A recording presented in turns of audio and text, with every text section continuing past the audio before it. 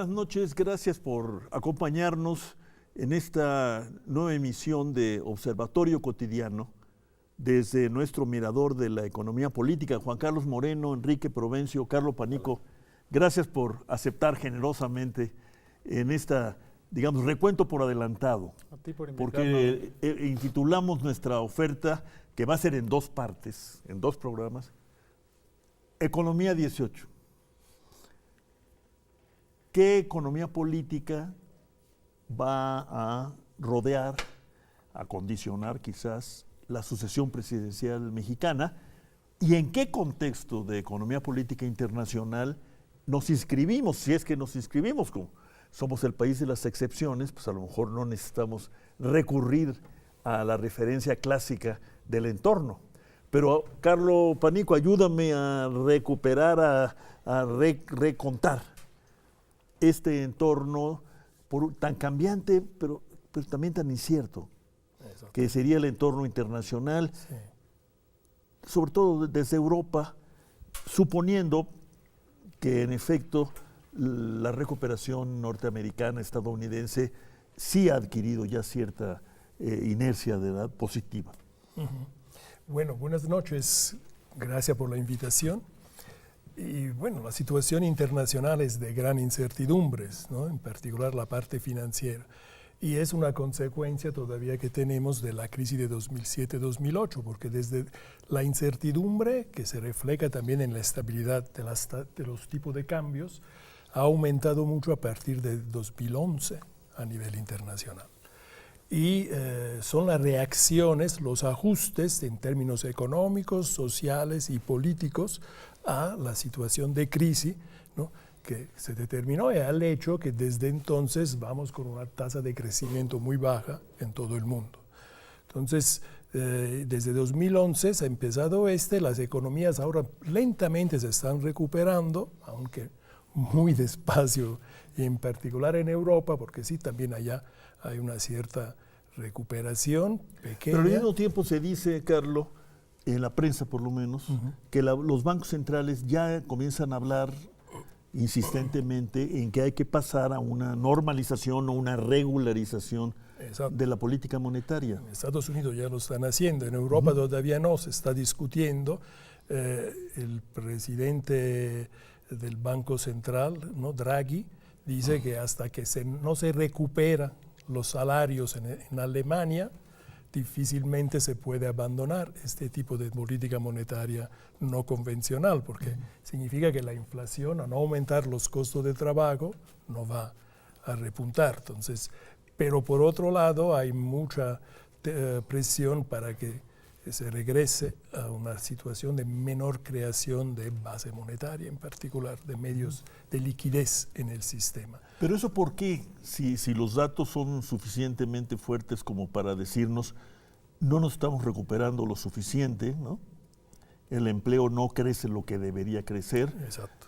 Y las dificultades, incluso diría yo, para gobernar, parecen crecientes. Si nos referimos a Alemania, sí, a la señora Merkel, y a España, Cataluña, ¿no? Exactamente. Hay mucha diferencia en Europa, en la Unión Europea, porque, bueno, Alemania se ha recuperado bastante también en términos de empleo. Italia se defendió muy bien desde el choque, ¿no? Sí, se defendió muy bien, han tenido una buena política industrial desde el año 2000-2001 y han beneficiado de todo esto. Entonces se han recuperado, pero los salarios no aumentan tampoco allá, y ese es, digamos, es un problema que se queda con la economía, por eso no crece tanto la economía, pero de alguna manera se ha estabilizado. En Europa tenemos mucha diferencia entre regiones.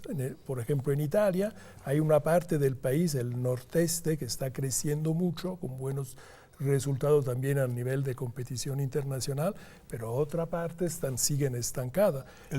El sur y otras regiones. Entonces, y también en otros países de la Unión Europea. Entonces, el Banco Central tiene que cuidar también esta diferencia, o sea, hacer una política para todo, y lo tiene que hacer con una cierta prudencia, porque, digamos, los movimientos no son parejos, ¿no?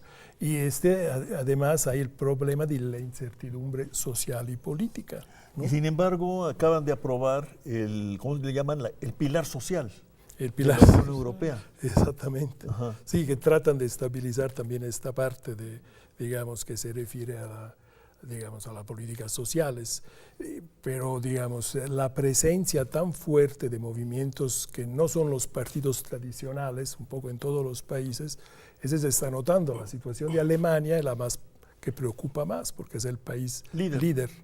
Y entonces, pero la alternativa, o sea, la extrema derecha, veía el otro día, tiene 92 diputados. Sí, 8% y muchos diputados que nunca la han tenido, pero no logran hacer casi muy probablemente van a nuevas elecciones. Y es un proceso largo porque a siempre haber tenido mucha estabilidad política, tienen un sistema de procedimientos para llegar a una nueva elecciones que tiene que pasar por 3 votos de confianza en el Bundestag. Entonces es la política entonces, ¿no? Pero acabo de leer un artículo de Timothy Garton Ash, el célebre historiador del Leicester, sí, de Oxford, que dice que es la cultura. Bueno, parafraseando a Clinton, exacto. Es la cultura, estúpido, no es la economía. Exacto.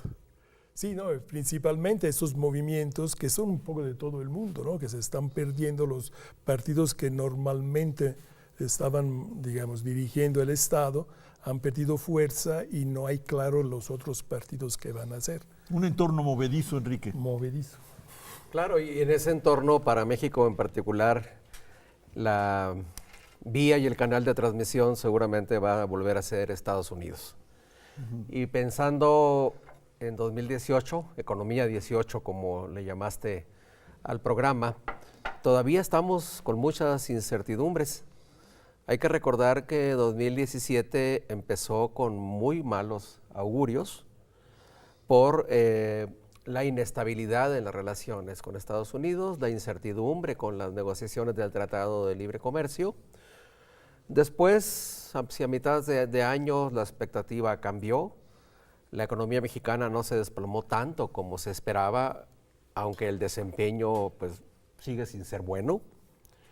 Y estamos terminando 2017 otra vez en la incertidumbre, sin tener muy claro a qué están conduciendo las negociaciones del Tratado de Libre Comercio. Así que la expectativa para 2018 es, digamos, suavemente inercial.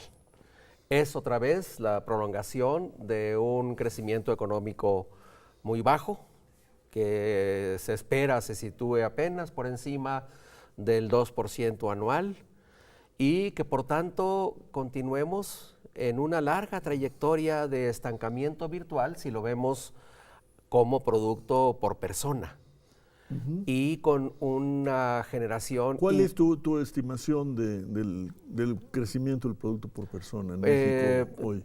Más que tener la propia, tomando las de Banco de México, las de estimaciones académicas y de los despachos de consultoría, tiende a ubicarse entre 2.1, 2.2. Pero no por persona, ¿no? Ese sería en general. Y por persona, pues apenas en 0.8, 0.9, es decir, un crecimiento muy bajo, que otra vez va a repercutir en una insuficiente creación de empleos, a pesar de la gran fiesta que recientemente armó el gobierno federal por el crecimiento de los asegurados en el IMSS. Somos el sexenio del empleo, dice la propaganda, Juan Carlos Moreno. El empleo del sexenio. Yo agregaría un poquito lo que decían Enrique y Carlo, el entorno internacional. Coincido con lo que decían los dos, pero quisiera traer el escenario de la economía norteamericana. Si bien tenemos dudas de algunas economías en Europa, sabemos que no están muy bien, la economía norteamericana está trabajando a pleno empleo. Entonces ahí tenemos el crecimiento potencial, no hay manera que crezcan más, sinceramente, están muy bien en ese sentido. Tenemos un problema adicional, ese no es problema, eso sería muy bien, porque va a impulsar nuestras importaciones, nuestras exportaciones, etcétera. Pero claro, con todo lo que decía Enrique la incertidumbre que mete Trump respecto, o la agresión que pone respecto a la economía mexicana, hace que ese crecimiento maravilloso no sea una piedra en la cual podemos empezar a caminar. Sumémosle que en términos internacionales, con el alza en la tasa de interés de Estados Unidos que se espera, sumado a la apreciación del dólar respecto a otras monedas, ahí vamos a tener una presión más fuerte en la economía mexicana. ¿Tú dirías que no es fácil que se repita el ciclo de que se recupera la economía norteamericana y nos jala? No, para nada. No, ya se recuperó, de hecho, y no nos está jalando, Rolando. Yo agregaría que lo que decía Enrique es, desde mi punto de vista, el escenario optimista. Porque, quién sabe, porque uno, por cierto, también el presidente Trump está pasando esta reforma fiscal en el cual si reduce la tasa de impuestos a las corporaciones, también hay otra presión en términos de la inversión adicional acá. Entonces hay mucha incertidumbre adicional a la que ya había. Entonces ahí, y sumemos, no sabemos qué va a pasar con el Telecán. Hay unas estimaciones de la CEPAL que recuerdo que decía que si se negocia, bueno, si la negociación se interrumpe, el tipo de impacto que tendríamos en la economía mexicana sería una caída de cerca de 2% del año. Entonces, podría ser el escenario que pinta Enrique, el Fondo Monetario más o menos pinta lo mismo. Tenemos un escenario muy feo allá afuera. Digo, tenemos también el otro que tú decías, los ciclos sexenales. Pues por mucho que se gaste en gasto corriente, hay que estar vigilando muy de cerca ese gasto público, porque la inversión, bueno, ya entraremos al tema de por qué no crecemos la inversión pública en el piso. Ahora elecciones en puerta, ¿qué pasa? ¿Cómo se usan nuestros dineros, Rolando? Estoy terminando, Enrique. Bueno, en efecto, como dice Juan Carlos, el escenario optimista puede ser el de un crecimiento de alrededor del 2%, 2,1% de la economía mexicana. Pero a principios de 2017 se esperaba para el año que está terminando pues alrededor de 1,5%. Es decir, podemos volver a una situación así. Son malísimas las dos, ¿no? Las dos son malas, pero en efecto hay señales ominosas, una tasa de interés bastante alta. Sí, es la más alta en mucho tiempo, ¿no? En mucho tiempo, en efecto. 7%. Sí, 7%. Es, efectivamente, después de 2008 es la más alta, con una inflación que está teniendo muy malas consecuencias sobre el poder adquisitivo, porque la canasta alimentaria está subiendo casi el doble. El salario real va a caer, ¿no? Del índice nacional de precios al consumidor. Y por tanto, si en este panorama 2018 puede ser negativo para las condiciones de vida en general, aún en el escenario de un crecimiento de 2.2% en total. Vamos a una pausa, Enrique, para no no perder el hilo de este señalamiento. Y continuamos. Y el empleo te contesto.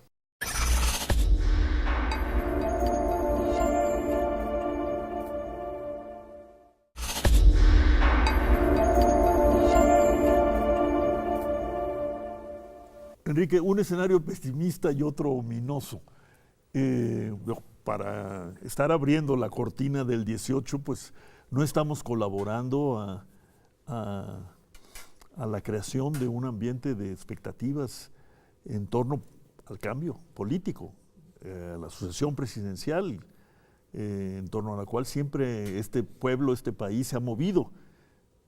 Un homenaje a don Francisco I. Madero, para empezar. Sí, efectivamente. En ese contexto que, grosso modo, dibujamos, se va a dar en efecto la elección federal de 2018. Y por esa misma razón creo que será muy interesante observar cuáles son los planteamientos de desarrollo, no nada más macroeconómico, sino también de política social, de empleo, que van a entrar en juego el primer semestre de 2018.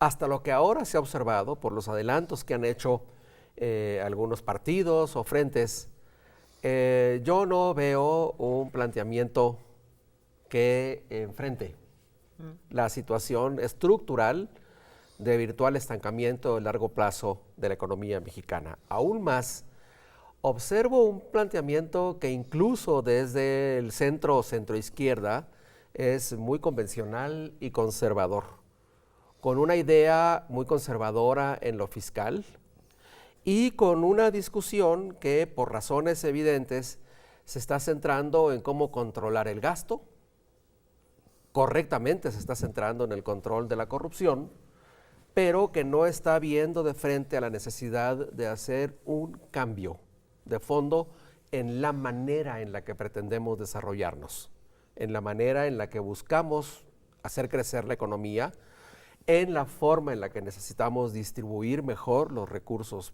públicos, los recursos sociales, para encaminarnos a una ruta más acelerada de reducción de pobreza y de mejora de las condiciones distributivas del país. En conformidad con los compromisos del 2030, de la Agenda 2030. Por ejemplo. Que firmamos, ¿no? Por ejemplo. Juan Carlos Moreno. Retomando lo que tú decías antes de la interrupción sobre el empleo, el sexenio del empleo, se presume como el sexenio del empleo por lo que ocurrió antes. Están diciendo que se crearon 600,000 empleos, 700,000, no me recuerdo. Dista del 1.2 que necesitamos en número, ya no digamos en calidad, Roland. La vulnerabilidad del empleo vulnerable, no me acuerdo qué porcentajes, pero ha subido muchísimo la cantidad de gente empleada que no tiene salario suficiente para satisfacer sus necesidades. Si vemos la distribución de los ingresos en los empleados, cada vez se concentra más en los salarios más bajos. Entonces, tenemos una situación muy difícil. Dista esa noción del salario del sexenio del empleo con lo que dijo el Fondo Monetario en sus recomendaciones del artículo 4, que dice que el gobierno debería procurar crear un entorno de fortalecimiento de la capacidad de negociación de los asalariados en el mercado de trabajo. Si fuera el sexenio del empleo, diría eso el fondo, y dice también, por cierto, casi calcado de una que otra propuesta que andaba por ahí hace 3 años, que se necesita tratar de colocar el salario en una ruta de recuperación sostenida y significativa. No habla del salario mínimo, habla del salario. No, el salario contractual, lo promedio, lo que sea. Entonces, pero eso duro, implicaría, ¿no?, que el Fondo Monetario nos está diciendo tienen que crecer. El Fondo Monetario, Pero claro, para que tenga lógica esta recomendación laboral, salarial. O nos dice incluso que para poder crecer tenemos que distribuir. Pues lo podemos leer al revés, ¿no? ¿Y por qué leemos nosotros la realidad de manera tan distinta? ¿Por qué celebramos el sexenio del empleo? ¿Por qué celebramos una victoria más sobre la inflación? Que según nos dice Enrique no hay tal, ¿no? Si tomamos en cuenta, no todavía, si tomamos en cuenta además lo que importa en la vida diaria, que es la canasta alimentaria, pues estamos más bien en problemas. Efectivamente. Con una pérdida real de capacidad de compra del salario, ¿no? Eso es lo que parece será el resultado no de 2018, sino de 2017. Justamente porque la mejora a los salarios, no los mínimos, sino los contractuales, y por tanto al salario medio, se está quedando por debajo de la inflación de 2017 y así se proyecta para 2018. Así que si lo vemos por ese lado, en efecto, el 2018 puede ser otro año de sacrificios sociales. Macroeconómicamente esto parece estarse expresando en una desaceleración del consumo privado a pesar del nacional. El Buen Fin no te conmovió, Enrique.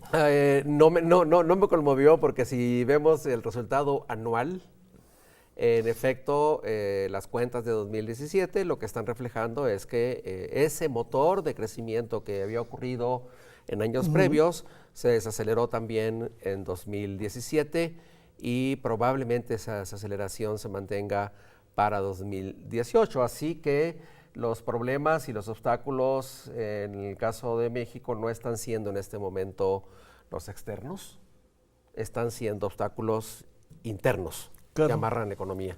Sí, mira, el problema principal es que la política monetaria está muy preocupada con los equilibrios de la balanza de pago, ¿no? Entonces, la política monetaria apunta todo a tratar de evitar que hay, digamos, mayores desajustes que se reflejan en devaluaciones y que se reflejan en mayor inflación.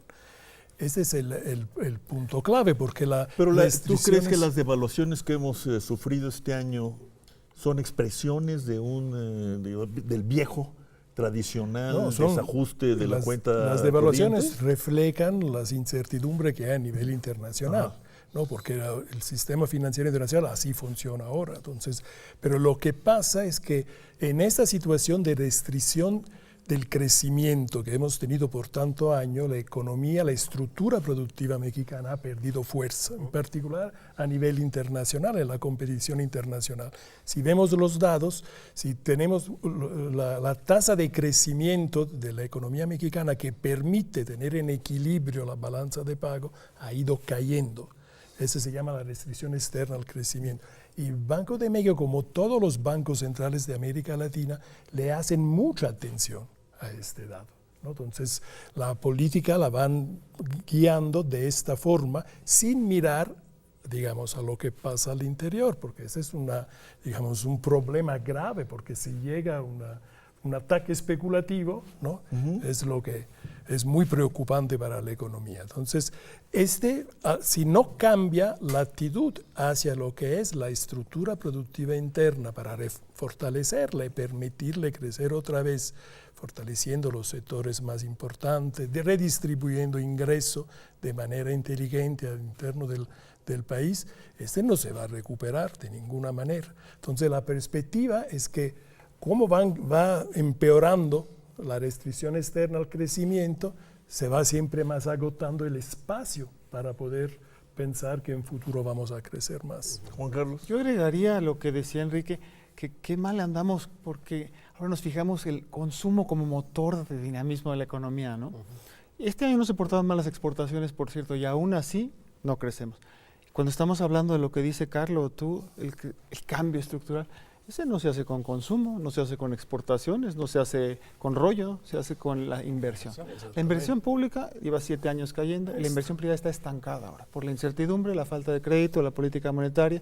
Entonces, por eso ahora, sumémosle, nuestra tendencia a largo plazo, dice el Banco de México, que andamos muy cerquita de ese crecimiento de largo plazo. Entonces, llevamos tanto tiempo sin invertir que ahora resulta que crecer al 3 puede sobrecalentar la economía en los dos sentidos, inflación y lo que dice Carlos. Entonces, ahí andamos realmente mal, ¿no? No podemos pensar en que esa sería la manera de conducir la economía. Y quisiera yo añadir a la parte que dijo Carlos de política monetaria, la política fiscal. Hemos perdido la manera de evaluar a nuestros secretarios de Hacienda o a las funciones de la Hacienda Pública. La Hacienda Pública no debe de medirse nada más porque si finalmente está colocando la deuda pública en una trayectoria descendente. La Hacienda Pública debería medirse por cómo se están usando los recursos. Nosotros no estamos usando bien nuestros recursos, tenemos una fragilidad fiscal inmensa, la inversión está cayendo, no tenemos el suficiente dinero para atender cosas básicas que, bueno, Enrique conoce mucho mejor que yo, de pensiones, del bienestar de los mexicanos, pero claro, estamos pensando, gracias al acuerdo de certidumbre tributaria y a ideología, porque no hay de otra manera de ponerlo, que no puede uno subir la carga tributaria, retomo algunas propuestas, por cierto, que podríamos discutir, y que tampoco se puede uno endeudar cuando las agencias calificadoras nos dicen que no es así, que podríamos endeudarnos más, depende para qué usamos el dinero, como en las casas. Uno se puede endeudar para echar una borrachera, uno se puede endeudar para invertir. Si hacemos un endeudamiento como el que hemos estado haciendo, no para invertir, sino para gastar en consumo, porque no queremos reconocer que nuestro Estado es frágil en términos de recursos, además que se pueden gastar muy mal, ¿no? El sistema de inversión pública, el nacional de inversión pública es pues, sumamente criticable, pero ahí tenemos varios problemas, ¿no? La política monetaria está orientada a una cosa, la política fiscal orientada a mantener el supuesto macroeconómico, por supuesto, ¿qué será? Paraíso macroeconómico de la estabilidad, de que este era un déficit, bueno, ahora un superávit primario, y eso no deberían de ser. Yo quisiera que condiciones. dediquemos el siguiente programa a evaluar las políticas y sus instrumentos, ¿no? Pero para terminar esta primera entrega, Enrique, ayúdame a hacerlo, tenemos un minuto. Bueno, a largo plazo, voy a fijar un poco ya no en 2017, sino en la trayectoria que trae la economía mexicana desde 2013 y un poco más atrás desde la gran recesión, desde 2009. Lo que está ocurriendo ahora y se proyecta para 2018 es que México no se ha recuperado plenamente de los efectos de la crisis de 2008-2009, asunto que, por cierto, también ha dicho el gobernador del Banco de México que está a punto de dejar el banco, el doctor Carstens. No hemos recuperado una normalidad que de por sí no era buena. Así es. Por tanto, visto desde ya la trayectoria de casi una década, seguimos en un estancamiento virtual, con un movimiento fluctuante, pero a largo plazo también estancado en la información de los datos de la pobreza mexicana ¿Y la desigualdad? y con una desigualdad creciente. Digamos, eso no cambia a corto plazo y seguramente no va a cambiar en 2018. Lo que me parece pertinente es fijar mejor las coordenadas del debate que ojalá veamos. Del y debate escuchemos político-económico. del debate político-económico del año entrante. Y el escenario, el largo escenario en el que estamos es ese, de un muy bajo Sí, no crecimiento. aceptar el dictum de Keynes, ¿no? En el largo plazo seguiremos vivos. Seguiremos vivos. Y más vale que nos hagamos cargo del largo plazo. Juan Carlos, Enrique, Carlos, muchas gracias. Sí, Rolando, Vamos a sí. continuar. Será un Cómo gusto. no. Ahora tratando de aterrizar nuestra reflexión en la política, pero Cómo no. las políticas. Será un gusto ver. Buenas noches.